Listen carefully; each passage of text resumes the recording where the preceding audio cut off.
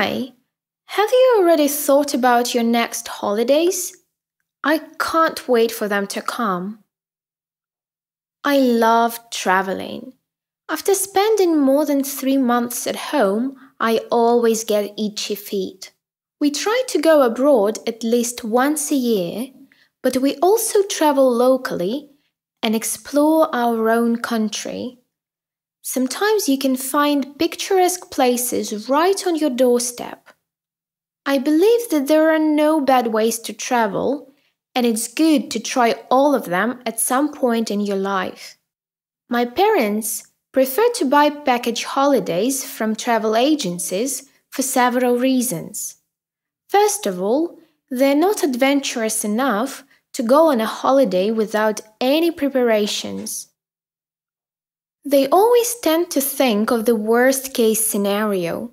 For example, all the hotels being fully booked. Or they worry that they'll get lost because they don't know the language, or they will be robbed, lots of similar things. Secondly, it's much easier as they don't have to worry about hotel bookings, air tickets, or a valid visa. Travel agencies arrange everything in advance. They even take care of guided tours. All that is required from my parents is packing their suitcases, not missing their flight, and simply enjoying their time. My parents work a lot, so for a 10-day holiday, they just want to get away from it all. That's why they usually choose resorts on the coast. When choosing a hotel, they look not for luxury, but instead for comfort. There is excellent hotel facilities and good quality service. They also prefer full board or all-inclusive hotels. Mom doesn't want to deal with cooking when on holiday. That's why they never stay at a self-catering accommodation.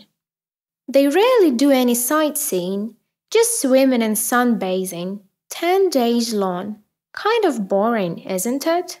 Well, in fact, from time to time, it's great to have this sort of lazy holiday, but I definitely prefer to spend my time in a more active way. When I travel with my siblings or friends, we always look for budget options for everything: transport, accommodation, and food. For example, we would definitely take a coach instead of a plane, or stay at a hostel to save some money. I also try to choose places and attractions that are off the beaten track. The best way to do this is to ask locals.